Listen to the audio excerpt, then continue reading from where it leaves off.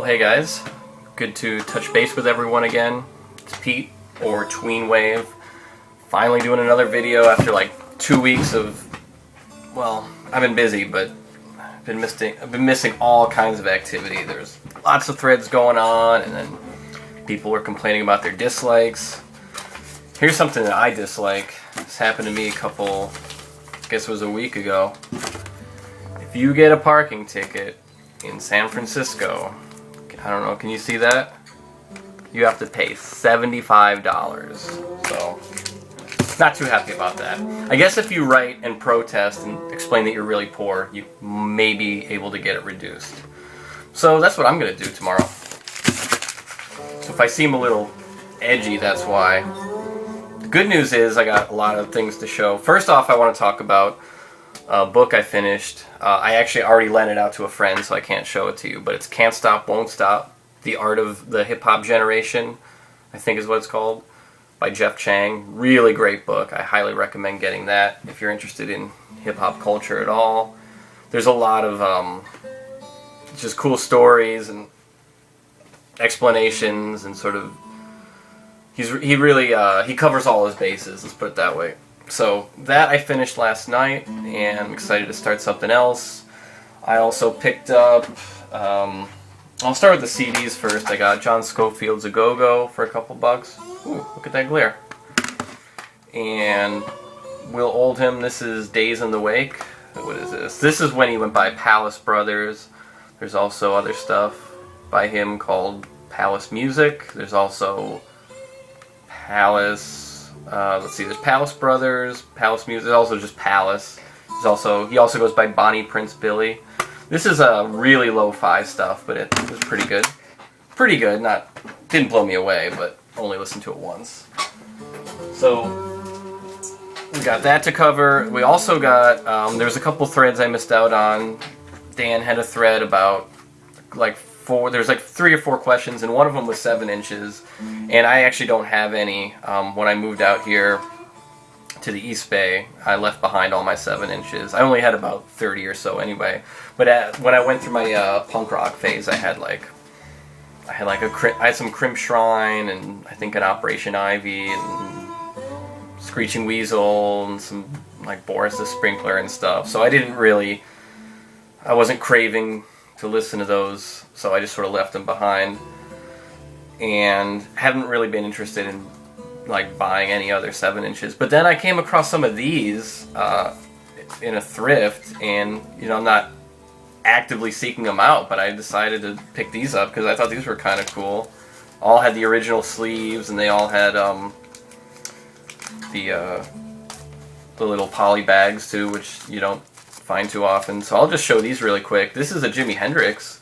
This is Gloria, something that isn't on one of his regular albums. I guess it's on a compilation. I think it's on the Essential Jimi Hendrix or something. It says Never Before released in the United States, and it's just one side.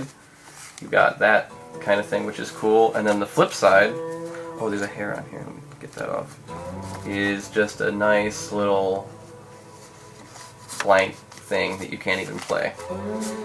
So that was a cool thing to find. And then I found some Prince stuff, and I'll just show these really quick.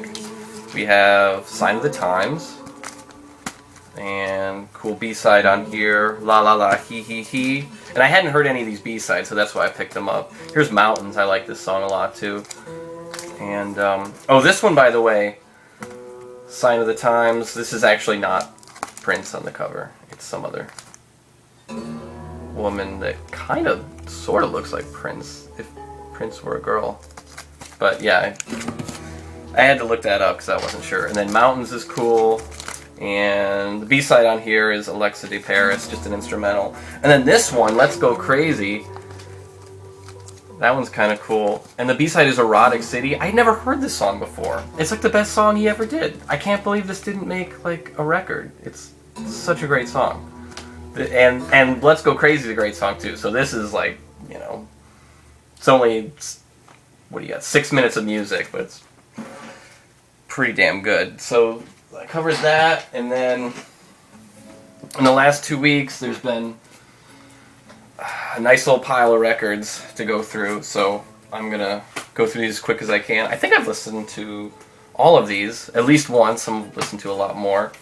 And there's a nice little, there's some jazz, there's some soul, I actually am going to start out with 2 classical records. This is, well, I've shown a different version of this. This is The Rite of Spring, one of my all-time favorite pieces of music. You can never have too many copies of this, or too many recordings of this. This version is Stravinsky conducting it himself. It's really, really good. If you haven't heard any versions of this, pick this one up, or pick the Leonard Bernstein version. That's the other one I have. I think I've actually shown that one before. That one's great too. This one's just as good, if not better. You can't really go wrong with that. Here's actually something I don't think I've shown before. I actually had a copy of this, and this was in way better shape than my old copy, which was kind of beat. So I picked this one up. Glenn Gould playing Bach, the 2- and 3-part Inventions. Glenn Gould played a lot of Bach, and Glenn Gould is one of those, you know, eccentric performers that people love to love or love to hate. Very, kind of like a male diva, you could almost say. And then this is just such a great copy, just mint. So I was really happy to pick this one up. My old copy was beat. And moving right along, here was a really nice find, Curtis Mayfield Live, double album, lots of look at that guy. He's not messing around here. This is a really good live performance. This thing opens up, there's some lyrics, the rest of the band's really good. There's some solo stuff, and then he does some old impression stuff too. Really good band. I mean, just really good band. Kind of laid back, kind of, you know, not too intense. They're not, you know, anything like, you know. Let's see, Curtis Mayfield, Craig McMullen, Tyrone McMullen, or no, sorry, Craig McMullen, Tyrone McCullen, Henry Gibson, and Joseph Lucky Scott. None of who I recognize from anything else, but they're really good. So yeah, really good live performance there. Here's a couple ECM records I found for cheap. This is Keith Jarrett and Jack DeJohnette. This is Ruta and Dakia, I believe is how you pronounce that. This is just the 2 of them, Keith Jarrett and Jack DeJohnette, nobody else, so it's just piano and drums. And I guess these were recordings when they were both playing with Miles, and then Keith decided to give it to the owner of ECM. He said, here's some stuff if you want to release it. And they did, because it was pretty good. You don't normally... The other cool thing is Keith Jarrett's actually playing electric piano on here. And I know he did that with Miles, but usually he stuck to piano, acoustic piano, for his later stuff. So that one was really good. Normally if you have 2 guys just, you know, messing around, it's not going to come out good. But when it's Keith Jarrett and Jack DeJohnette, it is pretty good. Now here's Kenny Wheeler. This one's from 1976, I think. 75. Recorded June 75. And this one also has Keith Jarrett and Jack DeJohnette and Dave Holland on bass, so that's a killer rhythm section right there. And Kenny Wheeler is a good trumpet player. I like this one a lot. So good stuff there. And the cool thing about ECM is it is kind of a safe bet. You can pick up pretty much anything early 70s, mid 70s. It's going to sound pretty good. And cheap too. Those were both $1 each, so I was really happy to get those. Here's Blue Oyster Cult. Here's some classic rock here. Agents of Fortune. This one's got Don't Fear the... Here's another one I had before, and it was beat, so I'm happy to pick this one up again for much better condition. Here's Comedy. Here's George Carlin on the Road. Yeah, George Carlin's cool. He's got like you know, the cutesier stuff in the 70s, and then he's got his more hardcore period. And this one's pretty good, but I don't know. George Carlin kind of... Well, here's what's really weird about this one. This one comes with a libretto, and all of his bits are actually typed out. So if you can't, you know, if you're deaf, you can still buy it and get the same enjoyment out of it just by reading the bits. I don't know any other comedy record that did that, which is really strange, but kind of cool. And then here's a couple of soundtracks. I always end up getting a few soundtracks, and not intentional, but it's just the way it works out. Here's Jerry Goldsmith, what is this? The Wind and the Lion. And this one I really liked a lot. I never know what to say about soundtracks. A lot of good themes. Some of it's really crazy themes too. The next thing we're listening to right now, hopefully not too loudly, Ry Cooder, Paris, Texas. And I'm already at 10 minutes, so I'm going to have to plow through these. This is good, just acoustic blues stuff. I really like this one too. Moving right along. Oh, here's more cheap stuff, but really good. Isley Brothers, Go For Your Guns. That one's really enjoyable. Bill Evans and Toots Thielman, piano and harmonica. Really good stuff here. Here's one that wasn't so good. Picked it up for cheap, and I was just not happy with this because it's really, really cheesy. It's Material, One Down. And I liked it I was interested in picking it up because I really like Bill Laswell.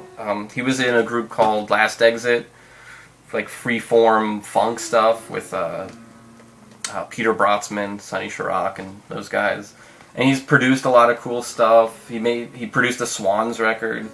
And then if you look at the credits on the back, there's Archie Shepp is playing on a song. Nona Hendryx is on here.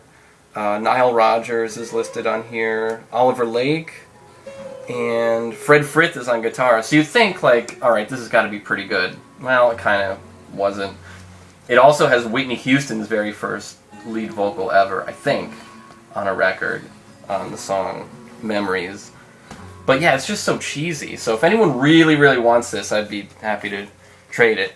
Now that I've raved about it so much, you're all dying to listen to it. Oh, here's Purple Rain. Here was another upgrade. I had this one before, but I had to pick it up again. So good. Cool thing about this one actually has the poster that came with it, which is cool. Still can't believe Erotic City. That's such a great song.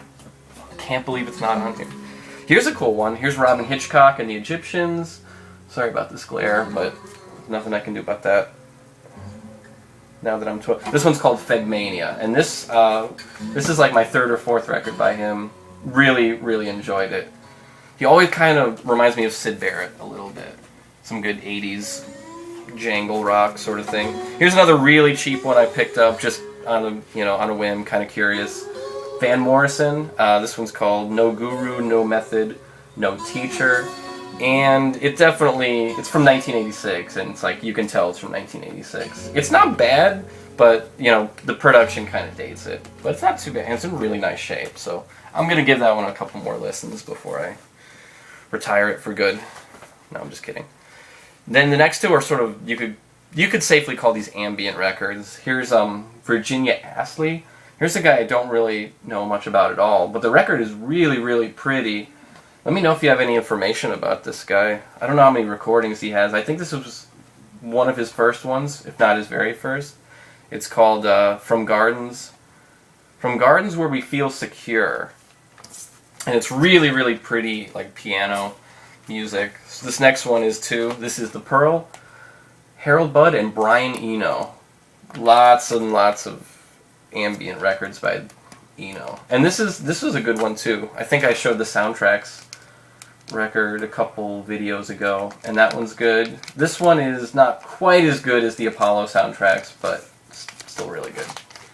If you like ambient. If not, you don't bother, because you won't like it at all. Here's Pat Metheny. Here's another really cheap one, really good shape too. This one is Letter From Home. This one's alright. It didn't blow me away. Who's the band on here? I don't even know. Pedro Anzar, Steve Rodby, Lyle Mays, I know, and Paul Wertico. It's from 1989. Yeah, so it's a little cheesy, but not too bad. So there it is. There's the haul for the last 2 weeks, and I'll try to get some threads answered, because there's some good ones going around, and I'll try to make my channel a little more interesting, because so far it's just been showing records and answering threads, so there'll be some new stuff coming in the future. Alright, thanks. Take it easy.